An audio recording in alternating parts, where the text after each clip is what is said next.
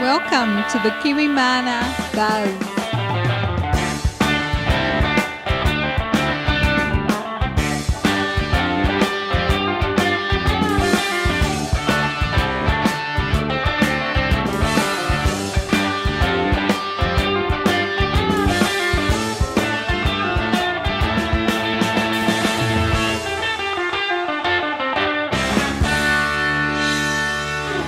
Hi, thanks for tuning in. This is Gary here from Kiwimana, and myself and Margaret went down to Hamilton yesterday to attend a MBA workshop on varroa resistance, which is quite interesting.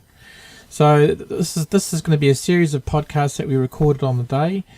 We decided to split them up to make it a bit easier for people to listen to them all separately, or if they want to listen to a specific speaker, they can do that as well.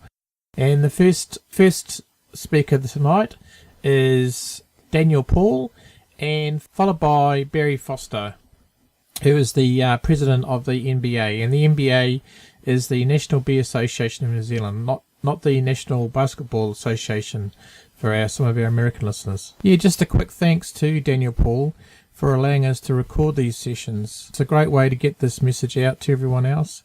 And feel free to share it to any beekeeping friends that you know. Anyway, cheers for listening, and I'll let Daniel Paul start the day. Thank you. Ladies and gentlemen, thank you for coming this morning. If I could just have your attention for a moment, please. My name is Daniel Paul. I'm the Co-Chief Executive of the National Beekeepers Association. Welcome to the seminar.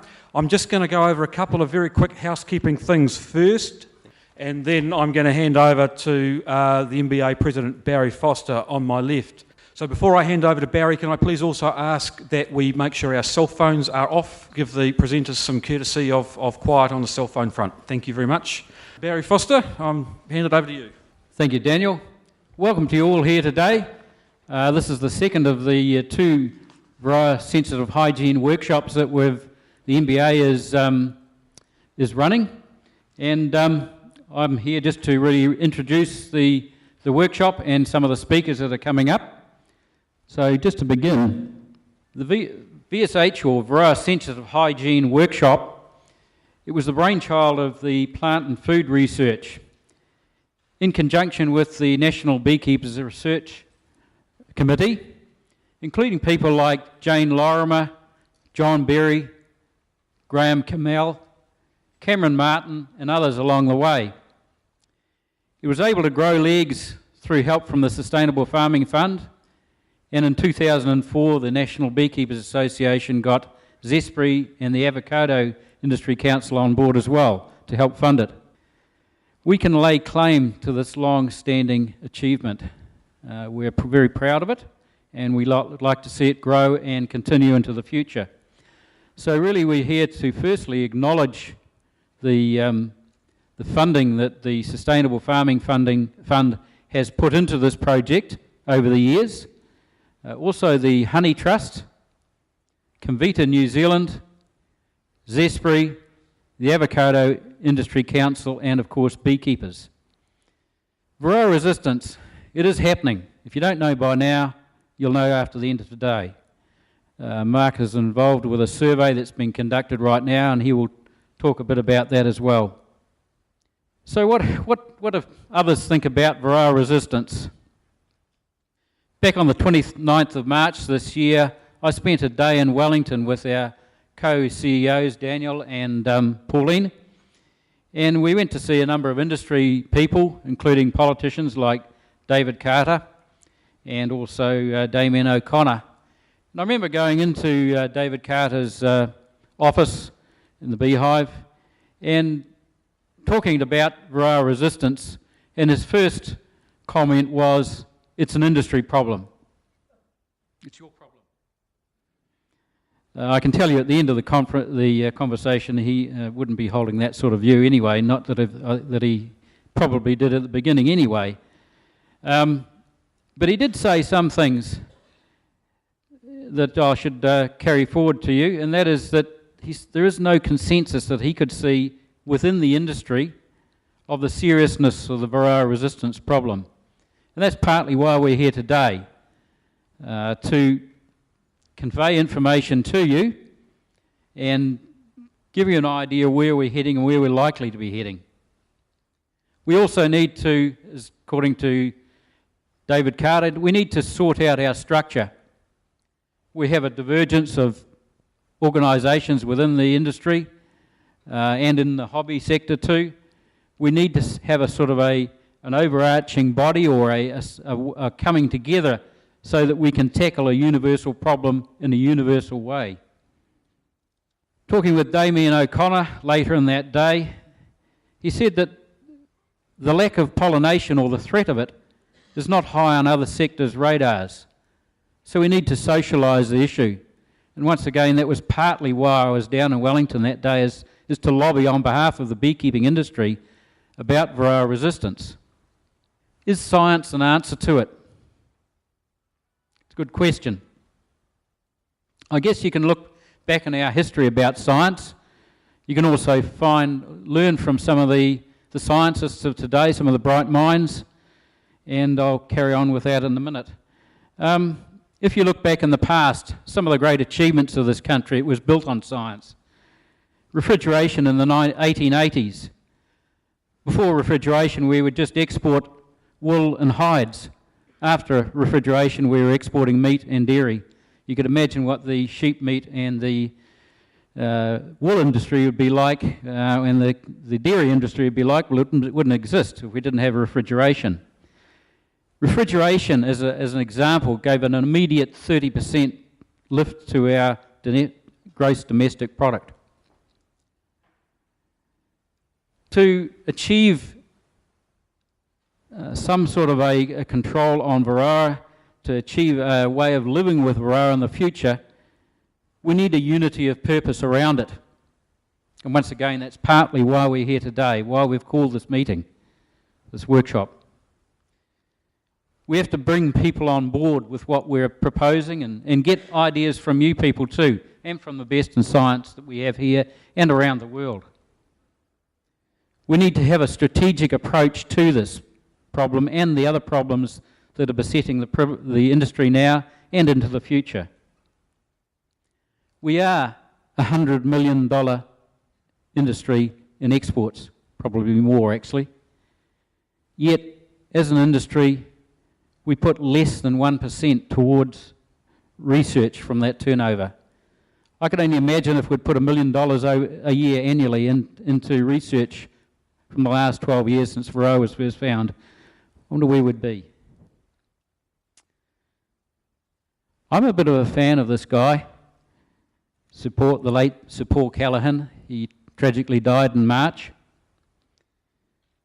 But before he did, he conceived an idea of bringing science and the community together in a forum that celebrated around a astronomical event, the transit of Venus, which happened early June.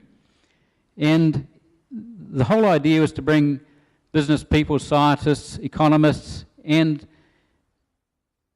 communicate with the public about where we are going as a country as far as science and innovation and our approach to the future. And to quote him, he said, "We will use this 2012 waypoint to contemplate the future of our land and descendants in a series of celebrations and events centred around Tolaga Bay and Gisborne." So Tolaga Bay, why Tolaga Bay and Gisborne? This is a photograph of a little cove just south of Tolaga Bay. It's called Cook's Cove.